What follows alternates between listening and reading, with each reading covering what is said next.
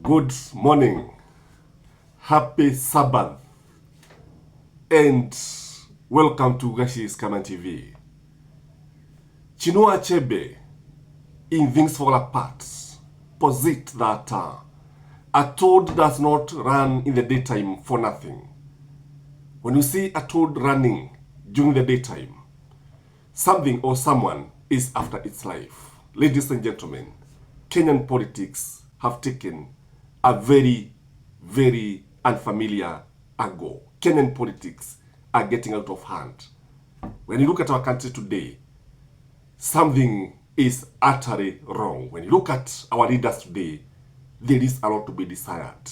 In fact, if it were a country like the UK, I'm telling you, William Samoei Ruto would have resigned. I want to show you a number of things that are showing very, very clearly that things are not okay. Number one is the military general, the chief of defense forces, coming out to try and convince Kenyans why they have to wait for William Samoei Ruto to be removed from the office in 2027 elections. It is the first time we are seeing this. Ni mara ya kwanza kuona the chief of defense forces coming out and start talking about politics. And when you look at it, he's trying to secure William Samoei Ruto's presidency. That one tells you things are not okay. Number two, I want you to watch what George Natebea, the Trans Nzoia governor, is saying here. I want you to watch very, very keenly, word by word. Then you tell me, where is this country headed to? Then you tell me if things are okay, if this is where we have reached. Just watch what this man is saying. And you know, before you watch, let me remind you that George Natebea has been in administration. He has been in the heart of government. He knows how the government operates. And now, he's not an ordinary person. He's also a governor. But watch what he's saying here. Watu wangu msikubali mtu awaletee chakula ila amepack mwenyewe hajapitia kwa duka kaona hivi. Hata kwa wakati wa Christmas kuna watu waletewa chakula hapa michele. Mlikula mnakula kitu gani hiyo? Wanawafunga muda wao kuzaa tena hao watu wanakula nini? Ni mnaona kunatoka wapi? Chakula unakula chakula juu mahali imetoka ni mchele. Chakula ya nguruwe ndio. Watu wangu.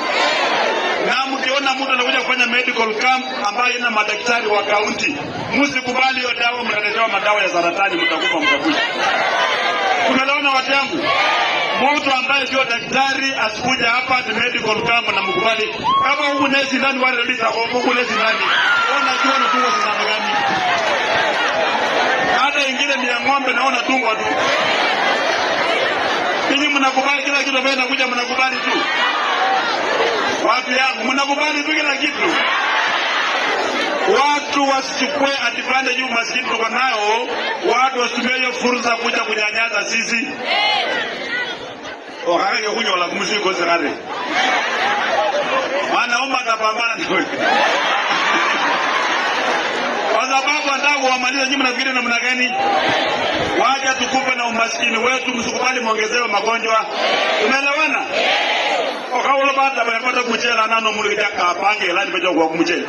Kwa mwingine kwa mawai. Hiyo marago naletewa jaribu uende upande uone kama itamea. Jaribu zote kidogo uende upande. Umwagilie maji uone kama itamea. Leo kwa jambo kanula. Sisi tunataka tukue wengi, watu wataki watu wengine wakuwe wengi, wataka wengine wakuwe wengi, wengine wapunguzwe. Hatukubali watu wetu wapunguzwe, walete magonjwa ya kansa hapa hapana. Tumeona watu wetu. Mtu akileta dawa hapa mwambie daktari anatembea kwa hii group. Kama yuko msikubali. Akileta chakula mnasema imekaguliwa na serikali. Kama itakuguliwa watu wetu usikule kansa. Tumeona watu yangu. Tumeelewana tuko pamoja. So what can you conclude from what George Natebea is saying? And he's saying this when William Samoei Ruto is coming to the mountain. I'd also like to urge this to Kenyans. Don't just eat anything that is given to you by the politicians. At a time like this, be very, very careful. Just take the money, but don't take food stuff. Don't.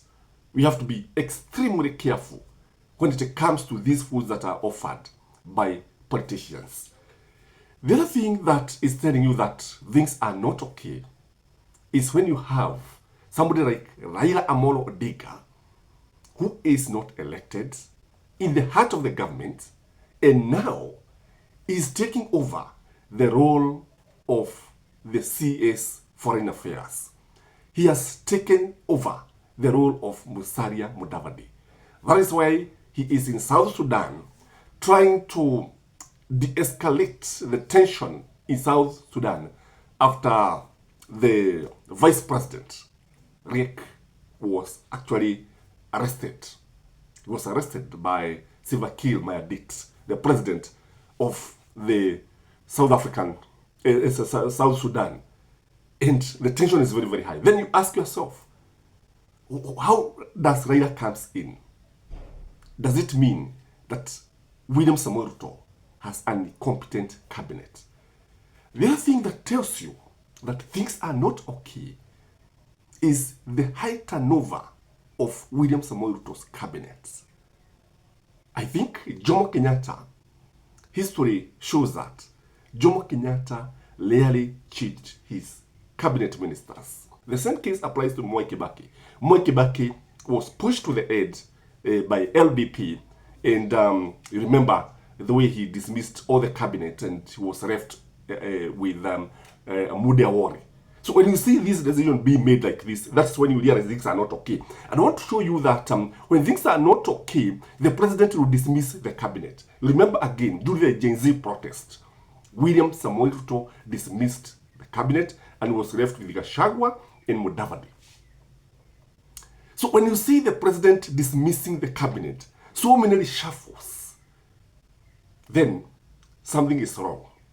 Something is wrong. Again, yesterday I passed in Nairobi, and it was in the evening. Ladies and gentlemen, what shocked me is the song Ruto Must Go that was reverberating in the city of Nairobi in various joints.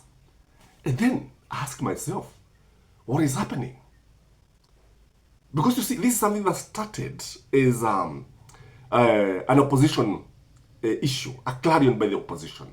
But now, wherever you go to any ceremony, whenever you go where there is a football match, like it happened in Nyayo Stadium, wherever you go, when these guys go and enjoy themselves in the nightclubs, then all of a sudden, Ruto must go erupt. And then you tell me things are okay? Because you see, this clarion call, Ruto must go, that has taken a national angle, is a cause of concern, even to the security guys. It is a cause for concern. And when again you see the NIS coming out and opening up to the public, then this is not the ordinary times. We are living in what Pauline Njoroge referred to as golden time, whereby you cannot be left behind with your information. And I remember when CIA, the Central Intelligence, whatever, agencies in America, when they came out and started actually writing the social media. In the past, you could not see them writing the social media. But when they realized that things were not going well, that is when they moved out and they started interacting with the public, even writing the social media. So ladies and gentlemen, these things are telling us that this country is headed to the cliff. They are not very good news. But I want also, if you can get time, you listen to what the Chief of Defense Forces was saying. Because that message, he was saying that in a matter of time, sooner than later, we are going to lose this nation. That is somebody who is very, very senior who was saying this. Ladies and gentlemen, I ask you one thing, that we have only one country. I ask you one thing, that put your ballot in ID. Weka vizuri sana. Then come August 2027, go and vote for the candidate of your choice. Because when I look at things, you realize that the actions by the government has triggered so many things. Like now the impeachment of Rigathi Gachagua, JB Muturi, abductions, and so many things. And the many taxes are the things that have actually put us where we are. Let us remain peaceful, guys. Even when the president goes to the mountain, I'll ask the resident, just continue their business. Let the president continue this business, and life continues, because peace and tranquility is something very, very dear to us. So dear to us, and we should not take it for granted. Guys, have a blessed Sabbath. Bye.